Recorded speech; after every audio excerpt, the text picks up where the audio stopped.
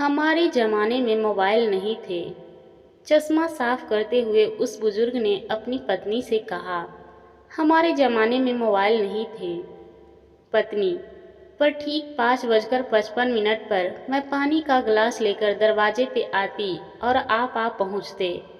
पति, मैंने 30 साल नौकरी की, पर आज तक मैं ये नहीं समझ पाया कि मैं आता इसलिए तुम पानी लाती थी या तुम पानी लेकर आती थी इसलिए मैं आता था। पत्नी, हाँ, और याद है तुम्हारे रिटायर होने से पहले जब तुम्हें डायबिटीज़ नहीं थी और मैं तुम्हारी मनपसंद खीर बनाती, तब तुम कहते कि आज दोपहर में ही ख्याल आया कि खीर खाने को मिल जाए तो मज़ा आ जाए।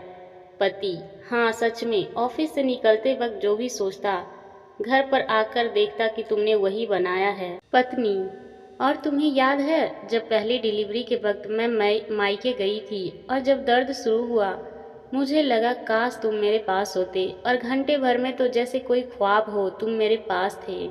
पति, हाँ, उस दिन यूं ही ख्याल आया कि जरा देख लूं तुम्हें। पत्नी, और जब तुम मेरी आंखों में आंखें डालकर कविता की 2 लाइनें बोलते।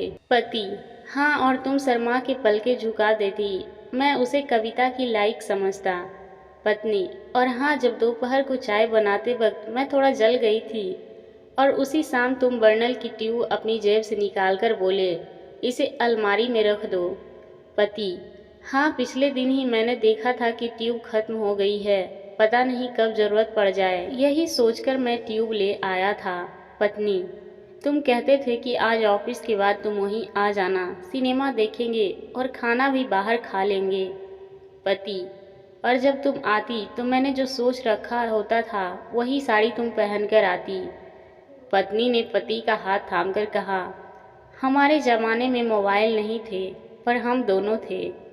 पत्नी, आज बेटा और उसकी बहू साथ तो होते हैं, पर बातें नहीं, व्हाट्सएप होता है, लगाव नहीं, टैग होता है, केमिस्ट्री नहीं, कमेंट होता है, लव नहीं, लाइक होता है, मीठी नोक झोंक नहीं, अनफ्रेंड होता है। उन्हें बच्चे नहीं, candy crush saga, temple run और सबवे सर्फर्स चाहिए। पति, छोड़ो ये सब बातें, अब हम वाइब्रेट मोड पर हैं, हमारी बैटरी भी एक लाइन पे है। अरे कहाँ चली? पत्नी, चाय बनाने। पति, अरे मैं कहने ही वाला था कि चाय बना दो ना। पत्नी, पता है मैं अभी भी कवरेज क्षेत्र में हूँ और मैसेज भी आते हैं। दोनों हंस पड़े। पति, हाँ, हमारे ज़माने में मोबाइल नहीं थे। आशा करती हूँ आपको ये कहानी पसंद आई होगी। इस कहानी पर आपकी क्या राय है हमें कमेंट करके ज़रूर बताएं। कहानी पसंद आई हो तो लाइक और शेयर करना ना भूलें। चैनल पर नए हैं तो प्लीज़ सब्सक्राइब करें। कहानी सुनने के लिए आपका बहुत बहुत धन्यवाद।